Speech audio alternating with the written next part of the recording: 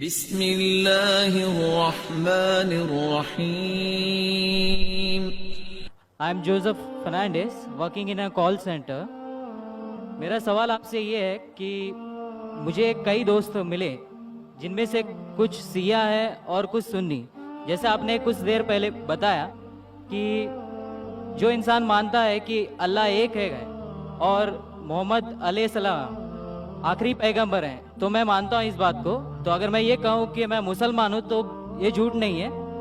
لیکن مسلمان بننے کے بعد ایک نماز پڑھنا بہت ضروری ہوتا ہے اور کچھ طریقے ہیں جو دونوں ہی دوستوں نے مجھے بتائے لیکن ان کے طریقے الگ الگ ہیں.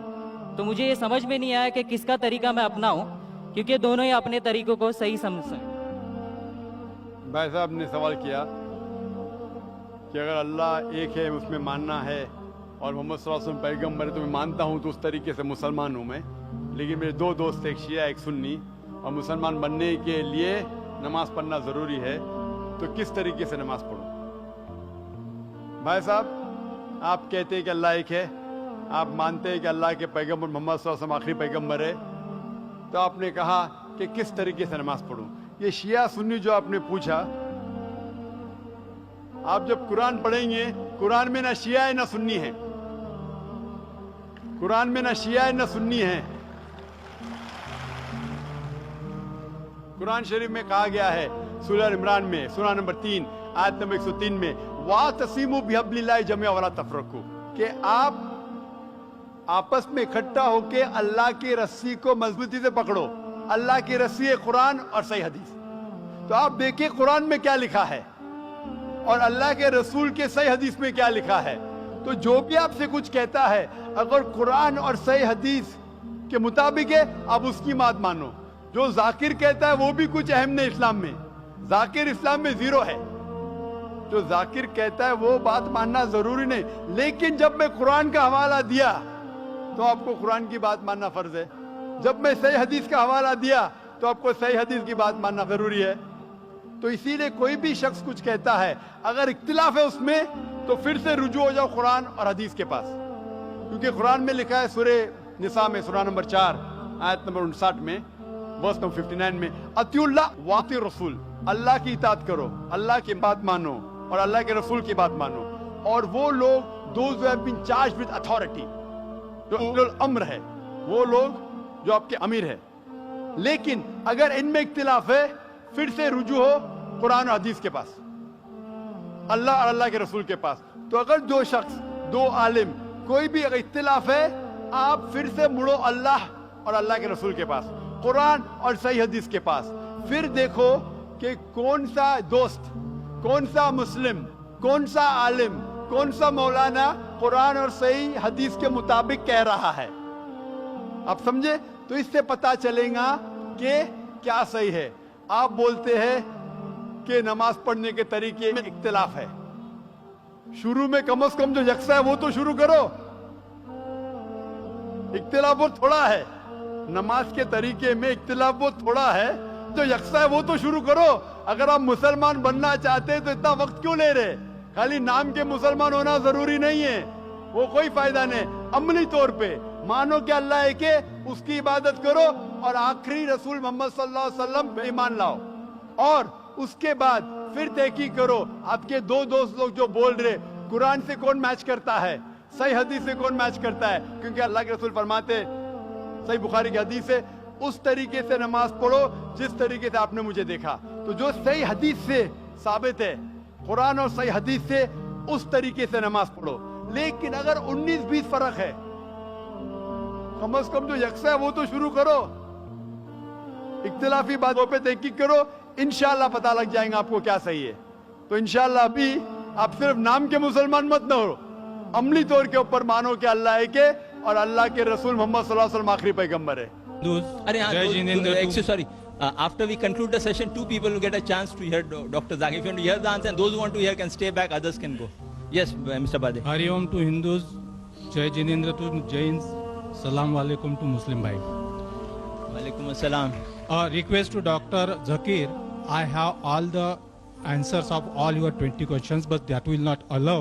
kindly give me chance. Any time you will get the logical answers of all the 20 questions. Number one.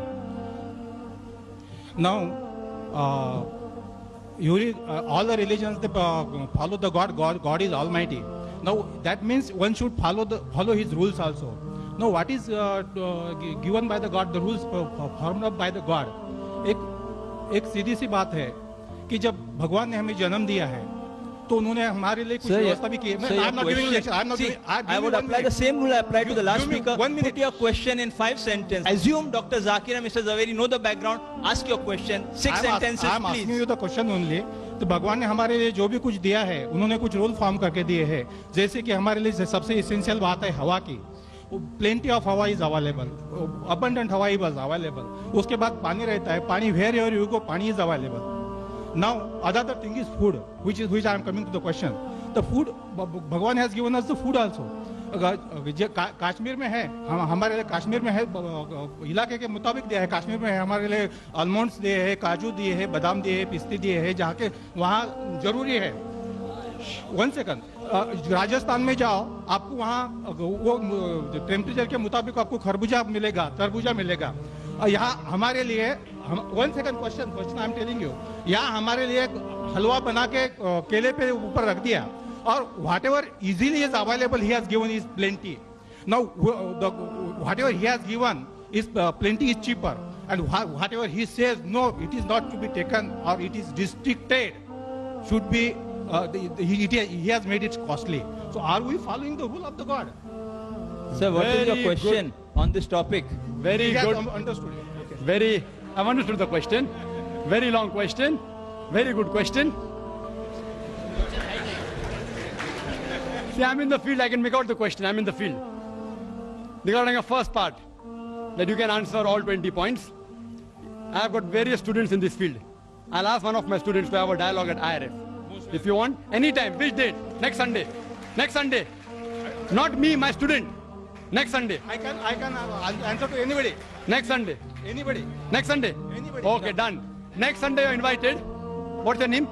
Brother, your name? Everything will be given. Mr. Bade will come to IRF at 10:30. Fine.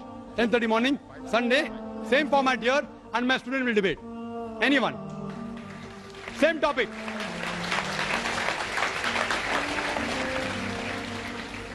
His question, that God has provided air, right, water, everything easily available. So why go for things which are uneasily available and costly? Very good question. That you have to point out to Mr. Zaveri. He is telling that vegetables should be transported to Arctic Circle. Vegetables should be transported to deserts. Tell him, I didn't say that. I'm saying if vegetable is available, have vegetable. If animal is available, have the lawful animal. You have to pose that question to him, not to me. Point number 1. You should have easily available food as long as it is lawful. We should have expensive food, you told me. It's like I telling a rich person, why are you living in Nariman Point? You know, 1 square feet of land, apartment, Nariman Point, costs 25,000 rupees. Come to Mira Road, only 1,000 rupees per square feet. When the rich man can afford to pay money to buy a good flat, why are you preventing a rich man to buy good food? And non-veg food, in protein, in iron, in various ways, medically, it is superior, it's of higher quality. So if rich man can afford it, why are you stopping? If you can't afford, have vegetables. I'm not stopping you. Hope that answers the question.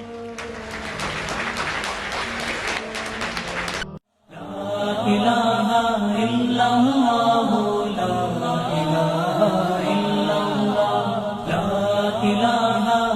illallah, la ilaha